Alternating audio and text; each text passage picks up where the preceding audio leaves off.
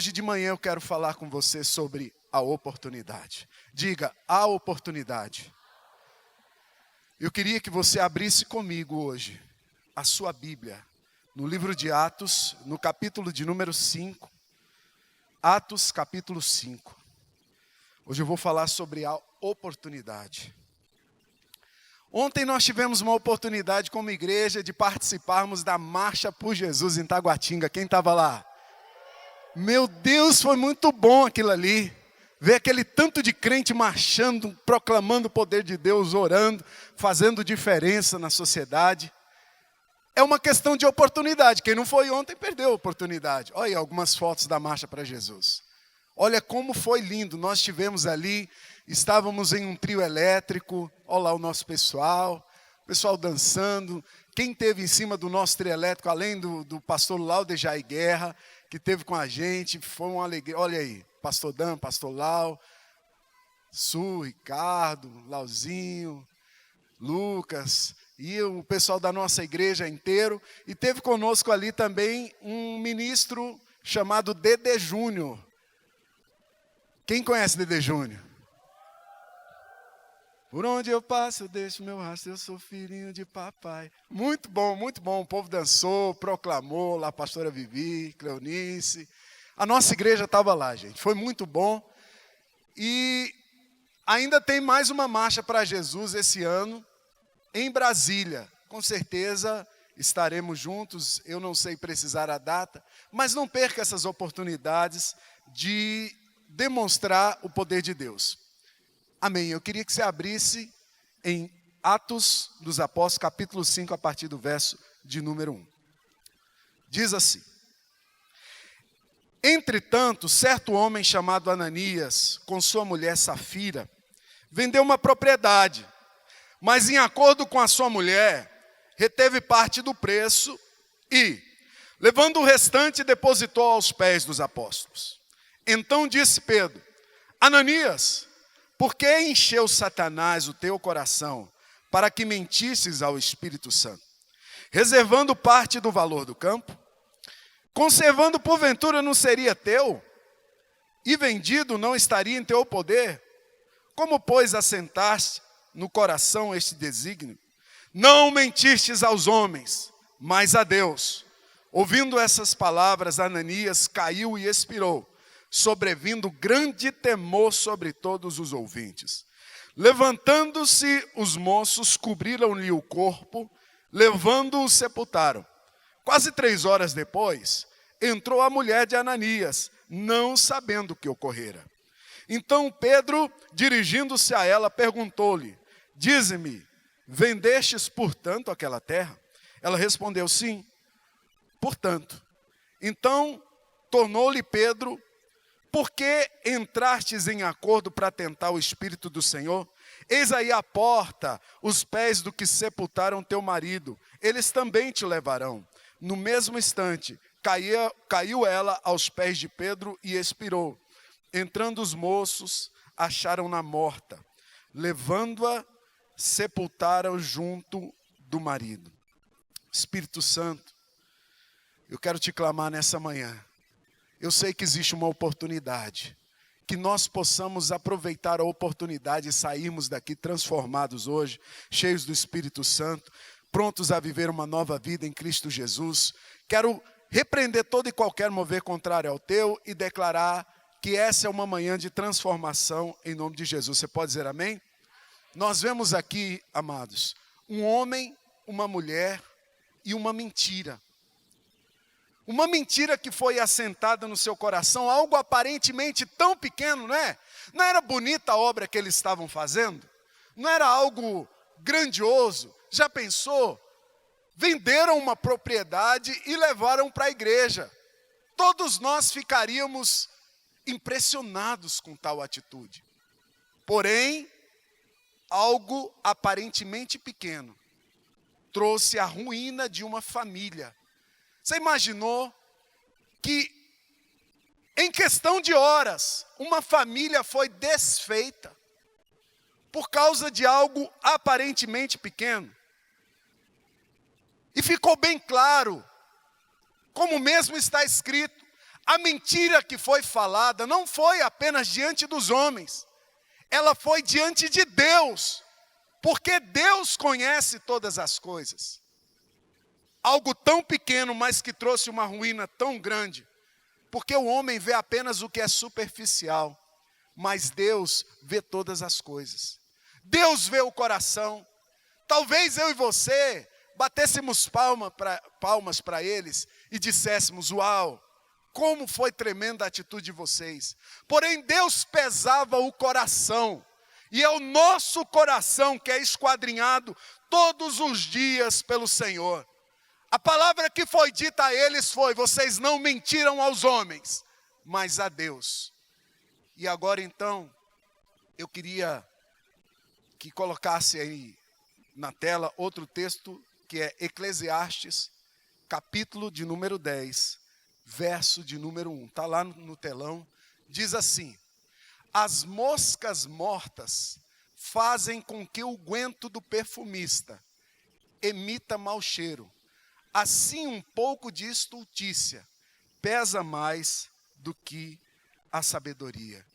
Diga: a mosca morta estraga todo um unguento. Nós temos nesse verso duas figuras, duas coisas que são extremamente fundamentais. Eu estou falando hoje sobre a oportunidade. Uma delas é o unguento, o perfume, o óleo. Nós hoje pegamos um potinho de óleo e para nós é muito fácil pegar. Está acessível, você vai numa loja, você vai até no mercado, você consegue comprar um perfume e um óleo. Porém, naquele tempo, onde isso foi escrito, não era assim. O óleo era uma especiaria, algo feito com muito cuidado. Nós temos aqui a figura do óleo precioso, e era com esse óleo que reis eram ungidos. Era com esse óleo que se consagravam templos, pessoas. Era esse óleo que era usado para consagrar os sacerdotes, os lugares. O perfume, o óleo perfumado, era considerado uma joia. Uma joia.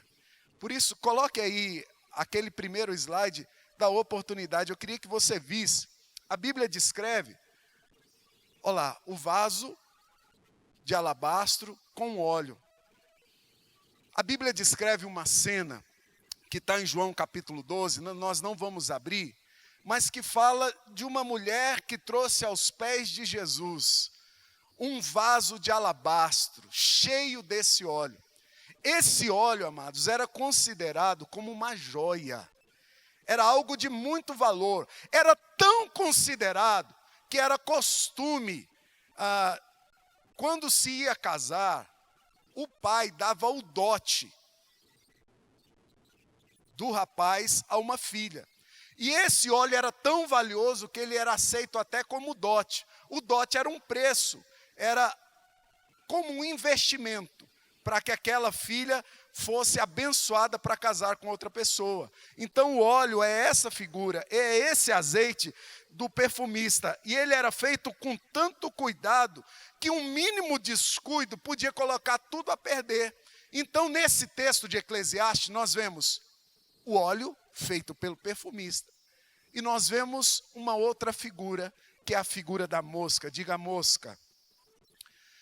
A mosca é tratada como uma praga. Entre as pragas do Egito estava a praga das moscas.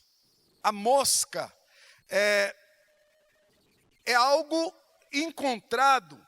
Onde é que tem mosca, gente? Onde é que a gente acha mosca? No meio do lixo. No lugar de decomposição, no meio da sujeira. A mosca sinaliza que tem algo morto, que tem algo fedendo, que tem algo que já passou. É assim que a mosca aparece. Pelos fariseus, certa vez, o próprio Jesus disse: ele é um Belzebu. O que é um Belzebu? Belzebu é o deus das moscas. Ou seja, a mosca também é tratada pela Bíblia como um demônio. E aí nós vemos a figura do óleo e da mosca. E agora nós temos uma primeira lição a aprender. E a primeira lição é: não despreze o pequeno. Diga, não despreze o pequeno. É a primeira lição. A Bíblia diz que uma mosca morta faz estragar todo o óleo. Imagina um grande pote de óleo e uma mosca morta. Essa mosca faz com que aquele pote se estrague todo. Nesse caso, ficou bem claro, gente, que foi o pequeno que destruiu o grande. A coisa menor foi que colocou toda coisa grande a se perder. O pequeno precipitou a ruína o maior.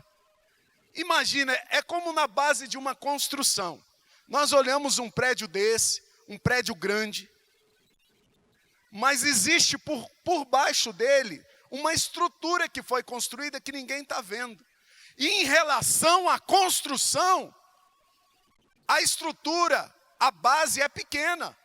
Olha a quantidade de metros que esse prédio cresceu para cima e para os lados. Em relação à construção toda, a base é quase nada. Mas se a base não for bem feita, o prédio rui. O Brasil testemunhou alguns anos atrás um prédio que ruiu.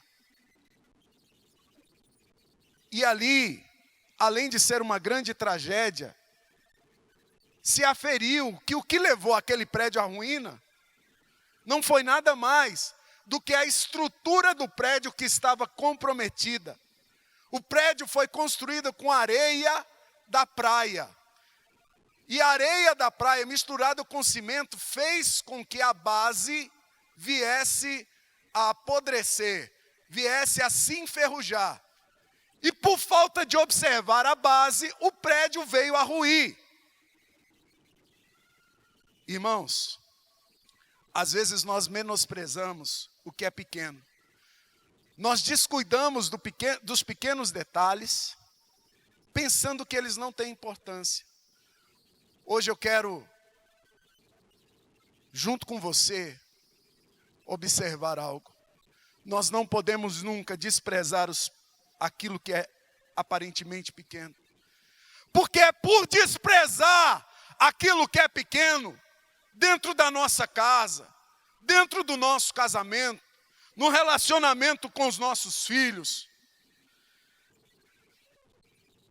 as vontades que estamos tendo em relação às nossas finanças, em relação à nossa saúde, que muitos de nós temos experimentado ruínas em determinadas áreas. O marido, às vezes, deixa passar um descontentamento da esposa, um filho calado, porque é aparentemente pequeno em detrimento ao todo. Às vezes olha e diz, puxa, mas a gente vive tão bem. Ela está descontente, mas vai passar. O meu filho está chegando e está se trancando dentro do quarto. Mas isso não é nada não, ele é um bom menino. Nós olhamos para o todo e esquecemos o pequeno. Mas quando desprezamos o pequeno, aquele pequeno pode trazer consigo uma ruína. Às vezes olhamos para o nosso orçamento por inteiro e desprezamos uma pequena prestação. Mas o ignorar aquele pequeno buraco pode trazer uma grande cratera. Nós, irmãos, precisamos olhar e observar os detalhes. Porque os detalhes não observados podem trazer junto consigo a ruína. E hoje eu penso que sou boca de Deus na sua vida. Como anda a sua casa? Como andam os seus filhos? Como estão suas finanças? Como está a sua saúde? Às vezes você está sentindo uma dor no peito, mas você ignora e diz, isso não é nada. Eu estou bem. A falta de observância de um detalhe como esses levou muitos homens para o caixão. É hora de olhar para os detalhes. Porque os detalhes podem trazer a segurança das grandes coisas. Nós pensamos que detalhes não fazem a diferença, irmãos, mas eles fazem toda. Eu quero lhes contar uma história. E eu peço que você preste atenção. Certa vez havia um homem que queria muito comprar uma casa. Mas o recurso que ele tinha era pequeno. Ele queria, vamos trazer para a nossa realidade. Ele queria comprar uma casa no Parkway. Mas ele tinha apenas dinheiro para comprar uma casa no Recanto das Emas. Mas a vontade dele era o Parkway. Não que o Recanto das Emas seja ruim, ou que o Parkway seja demasiadamente bom. Mas eu estou falando de valores para a gente ter um parâmetro. Então um dia andando, com muita fé, com muita esperança, ele foi dar uma volta pelo Parkway. E ele encontrou uma casa muito linda, maravilhosa. Ele disse, pela fé eu vou entrar nessa casa aí, eu vou ver o que dá. Chegando lá, ele encontrou um velhinho, um senhor, que era o proprietário da casa, e disse a ele, estou vendendo a casa. Quanto é a casa? E ele pensou que ia escutar uns 2, 3 milhões. E o velhinho virou para ele e disse 50 mil. Ah, naquela hora ele animou. Quer coisa melhor, pastor Deraci? Era o recurso que ele tinha no lugar onde ele queria. Comprar uma casa no Parkway por 50 mil. Mas o velhinho disse a ele, só tem um detalhe. Se você fechar negócio comigo, tá vendo aquela parede? Naquela parede tem um prego. E aquele prego, em detrimento da casa toda, aquele prego naquela parede é meu. E com aquele prego, eu faço o que eu quiser. Você aceita? Ah, aquele homem muito contente, feliz, falou, puxa, agora eu cheguei onde eu queria. O que é um prego em detrimento de uma casa inteira? Um prego numa parede em detrimento de toda uma casa?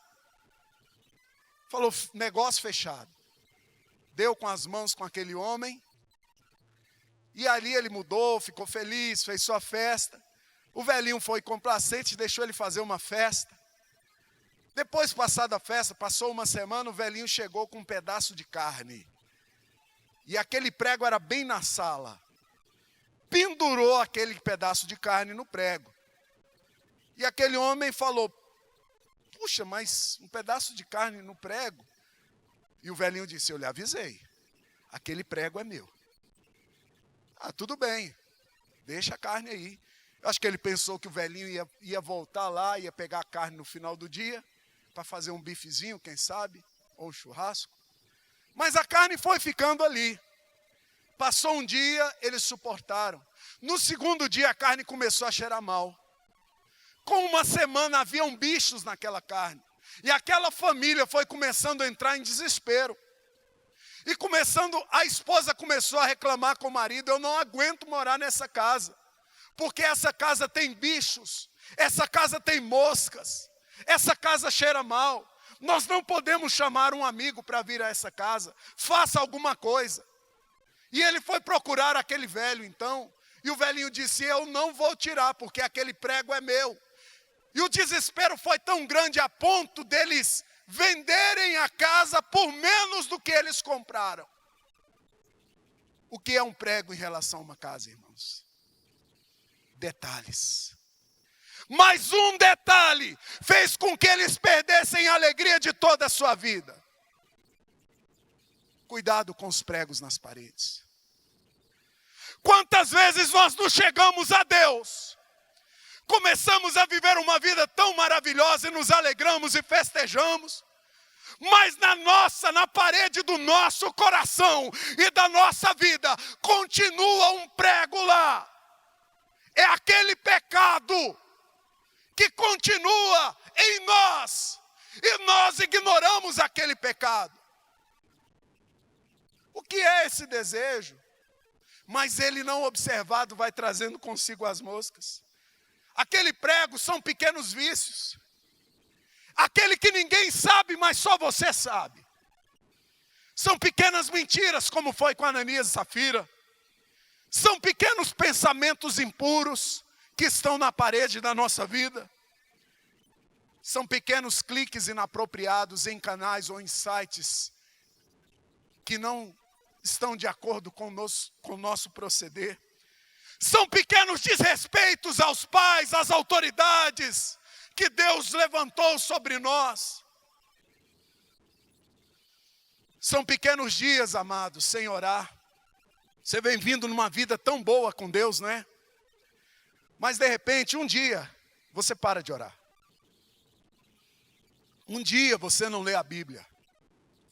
E aquilo vai, se não observado, trazendo um abismo tão grande como esse prego na parede.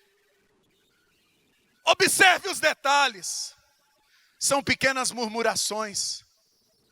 Você acredita que o povo não entrou na terra por causa de suas murmurações? A murmuração é o contrário da adoração. Deus te fez como um caráter de adorador. Mas muitas vezes, por estarmos descontentes, damos lugar à murmuração, no lugar da adoração. E aí começam a vir esses pequenos detalhes que precipitam uma ruína. Hoje eu quero dizer para você, não despreze os pequenos detalhes. Quem dá valor a uma mosca morta? Eu não dou valor nenhum. Mas se eu e você não observarmos ela, como diz o versículo que nós lemos, uma mosca morta estragou todo o azeite. O azeite fala da unção. Você é tão ungido, cheio de Deus, cheio do Espírito Santo, mas um pecado tão pequeno, uma mosca tão morta, pode botar tudo a perder. É manhã de nos atentarmos para os detalhes, irmãos. A Bíblia diz também um pouco de sensatez pesa mais que a sabedoria e a honra. Um momento de insensatez. Homens, um momento sem pensar pode colocar tua família a perder.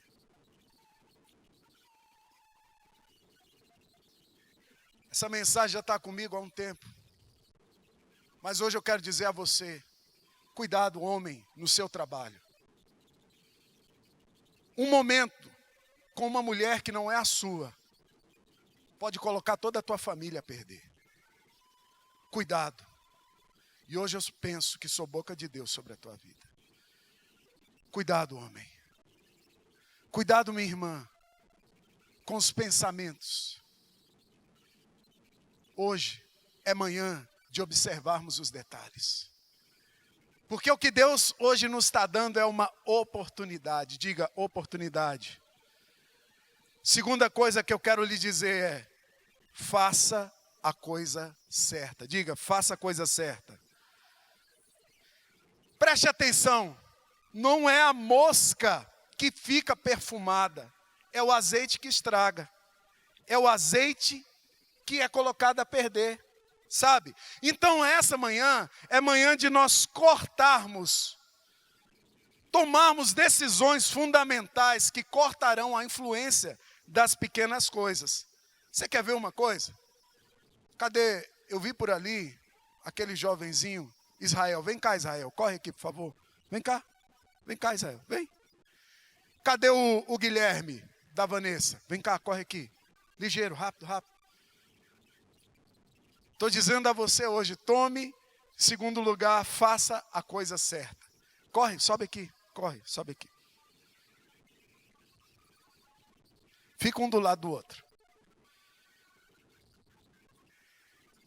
Eles são iguaizinhos ou são diferentes? Hã? Por que eles são diferentes? Os dois são fortes, né? Bem... Esse aqui é professor de educação física. Esse aqui está ensaiando para malhar. São bem diferentes, não são? Presta atenção numa coisa.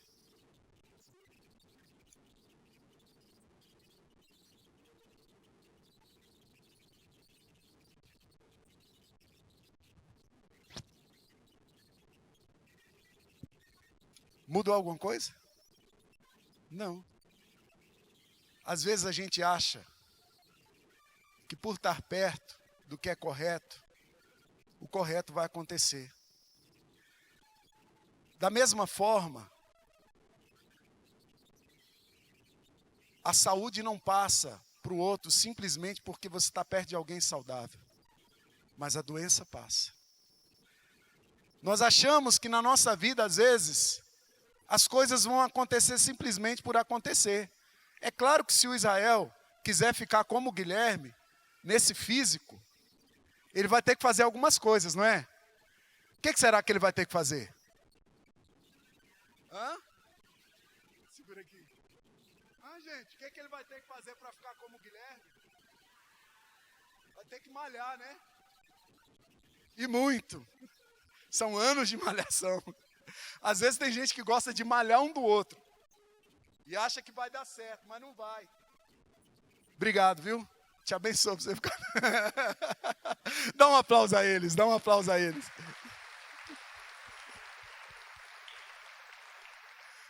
Mas uma atitude pode fazer toda a diferença, gente.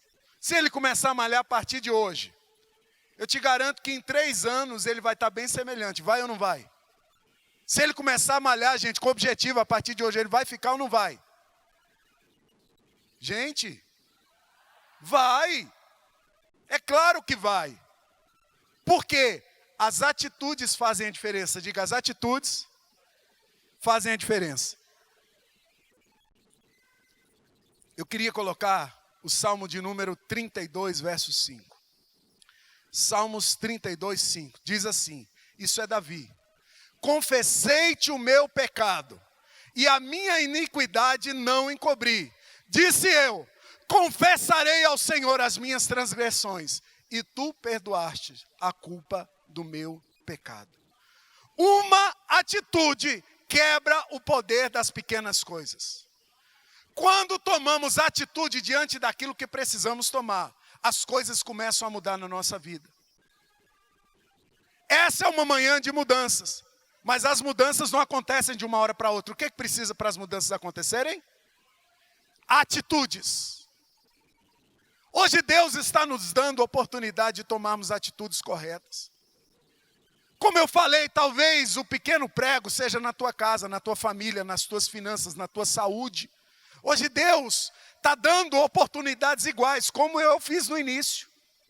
Quando eu fiz o desafio, onde eu dei um livro e um CD, eu coloquei todo mundo em pé de igualdade. Hoje Deus nos coloca todos em pé de igualdade. Não existe um melhor e um pior, mas a oportunidade é para todos. Todos aqueles que tomam atitudes corretas diante de Deus, cortarão as pequenas coisas e viverão grandes milagres. Essa é uma manhã de grandes milagres sobre a minha vida e sobre a sua. Davi entendeu isso. Confessei-te o meu pecado. Às vezes nós deixamos de observar como anda a nossa vida. Lá no Salmo de número 51, ao observar que ele tinha perdido a alegria de estar diante de Deus, veja bem o que o mesmo Davi fez. Cria em mim, ó Deus, um coração puro e renova dentro em mim um espírito inabalável. Não me repulses da tua presença, nem me retires o teu Santo Espírito. Restitui-me a alegria da salvação e sustenta-me com espírito voluntário. Isso só pode ser feito mediante uma autoavaliação. Hoje à noite nós temos ceia. E o texto da ceia diz: porque se nos julgássemos a nós mesmos, não seríamos julgados. Mas quando julgados, somos disciplinados pelo Senhor para não sermos condenados com o mundo. E nós, às vezes, achamos, pastor André, que essa avaliação é só para a noite da ceia, mas não é. A avaliação precisa ser constante. Observe que em 2 textos distintos, o mesmo Davi chegou a conclusões. Em um ele disse, eu confessei-te o meu pecado e a minha iniquidade eu não te encobri. No outro ele descobriu, olhando a sua fé, que ele precisava ter restituído a alegria da sua salvação. Eu quero hoje que você seja bem sincero com você mesmo e com Deus. Aí no seu lugar. Como anda a sua fé, a sua alegria, a sua família, a tua saúde, as tuas finanças? Você precisa fazer essa avaliação e ser sincero com você mesmo. Eu, quando menino, aprendi uma lição. Eu me casei, eu tinha 20 anos de idade. E logo eu não tinha instrução nenhuma financeira. Casei muito novo e sem instrução. Fiz algumas dívidas. E eu achava que quando chegava as dívidas, junto com elas as cartinhas de cobrança, se eu ignorasse aquilo ali, eu vou crer que Deus vai resolver isso aqui. Resultado, o que eu aprendi? A dívida só cresceu. Não adiantou nada. Foi ruim para mim. Depois eu cresci, amadureci e vi que não é assim que a gente deve agir. Ignorar o problema não vai fazer o problema desaparecer, irmão. Se tem um problema hoje, você precisa encarar ele de frente. Por menor que ele seja. Encare ele de frente. Encare sem desistir. Creia no poder de Deus que te livra desse problema. E eu te garanto, diante de atitudes, a minha e a sua vida serão transformadas. Se prepara para voltar a sonhar. Se prepara para voltar a alegria. Se prepara para voltar a saúde. Se prepara para voltar o amor dentro da sua casa, a chama acesa pela tua esposa. Se prepara para ter o teu filho nos teus braços. Mas hoje, encara de frente, irmão. Encara de frente, vai para os pés do Senhor. E na maioria das vezes nós precisamos ir aos pés do Senhor, clamando por perdão, misericórdia e instrução. Mas a Bíblia diz, todo que pede recebe, todo que busca encontra, e aquele que bate vai se abrir. Deus te trouxe hoje aqui, porque o seu destino não é a morte. O seu destino é viver a liberdade em Cristo Jesus. Porque para a liberdade foi que Ele te libertou. Faz uma cara de vida abundante aí. Quem vive vida abundante vive como? Faz um rosto de vida abundante. É assim. O coração alegra, formoseia o rosto. Talvez a alegria tenha deixado por falta de observar as pequenas coisas. Mas essa é manhã de restauração, você pode dizer amém? E em terceiro e último lugar nessa reflexão, eu quero dizer para você, seja livre. Diga para quem está do seu lado, seja livre. Viva o que Deus te fez para viver. Deus te criou para viver algo muito especial. João 10:10 diz assim, o ladrão, que é esse poder das pequenas coisas, ele só veio com um objetivo. Diga, o ladrão veio para roubar, matar e destruir. Mas aí tem gente que para por aí. E aí se entristece. Lê um verso desse, pastor Deroci. O ladrão só veio para roubar, matar e destruir. Aí fica borocochô. Mas o restante do verso faz toda a diferença. Mas aí olha só. Aí é Jesus. Eu vim para que tenham vida e a tenham em abundância. Esse sempre foi o projeto de Deus. Deus te fez e te trouxe nessa manhã, porque Ele quer te voltar para essa mesma rota. Viver uma vida em abundância. E tem gente que acha que abundância, quando fala assim, viver vida em abundância, está falando só em ligar para o banco hoje e pegar um extrato positivo de 100 mil reais. Faz parte também, mas não é só isso. Vida abundância é você acordar de manhã e ter a sua família feliz dentro de casa. Vida abundante é você poder saber onde o seu filho está, poder saber que ele está na casa do Senhor, poder receber um abraço. Eu considero vida abundante quando eu saio aqui do trabalho, que eu chego em casa, minhas filhas estão à porta para me receber, dizendo: papai, seja bem-vindo. Quando eu vou brincar com um pequenininho que nasceu, igual eu brinquei hoje de manhã, antes de vir para cá, eu cheguei para brincar com ele, fiz... abriu um sorriso para mim. Isso não tem preço no mundo que pague não, irmãos. Isso é vida abundante. Sabe, vida abundante é quando você sabe que ainda tem muita coisa boa para acontecer na sua vida. Vida abundante, foi Deus que te criou para viver dessa forma. Foi assim que Deus te criou para viver. Mas para isso, nós precisamos cumprir o que está escrito em Provérbios 28, 13 e 14. Provérbios 28, 13 e 14 diz assim. Coloca para nós, Xande, porque esse eu quero ler junto com todo mundo. O que encobre as suas transgressões nunca prosperará. Mas aquele que confessa e deixa, alcançará misericórdia. Coloca o 14, por favor, Xande.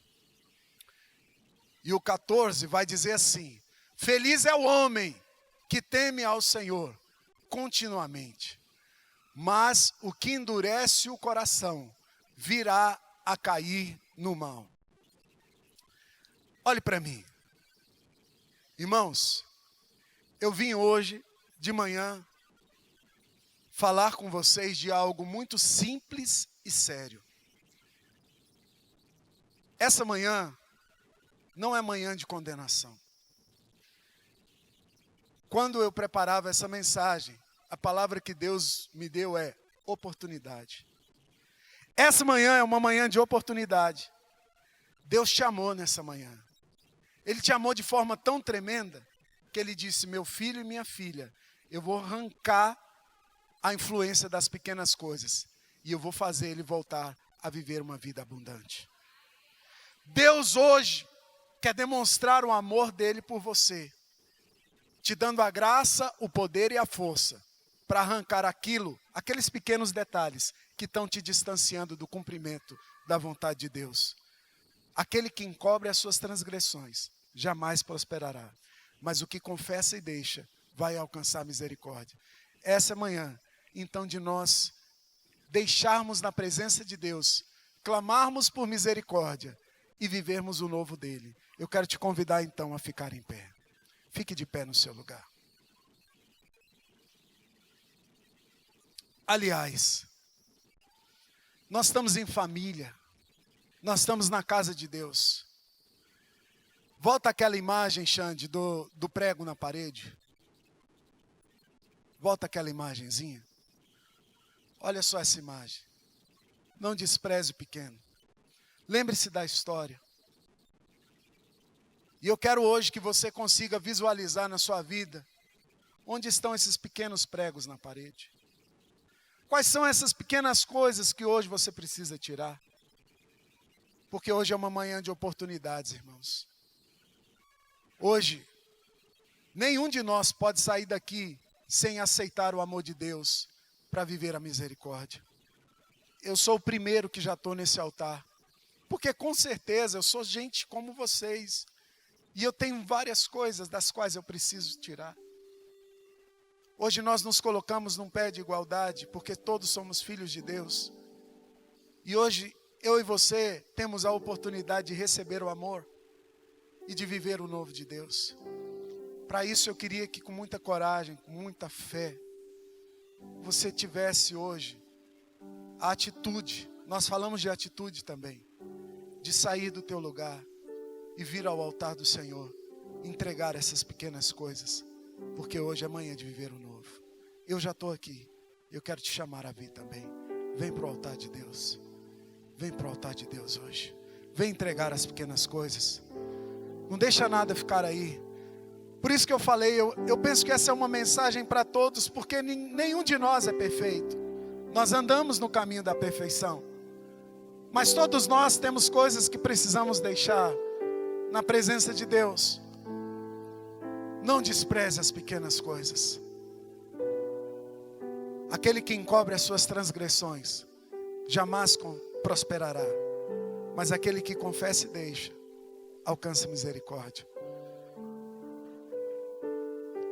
Queria chamar o pastor Daniel para orar conosco hoje de manhã.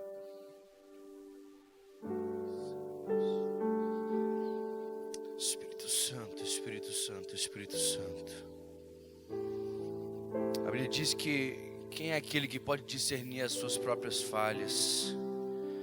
O salmista diz: Senhor, revela aquilo que me é oculto. Nessa noite, irmãos, é uma noite de oportunidade, porque o pastor Lício pregou dizendo: não despreze as pequenas coisas. Mas eu quero dizer para você também que são pequenas coisas. Talvez a sua vida em geral já esteja tomando um outro rumo, pastor.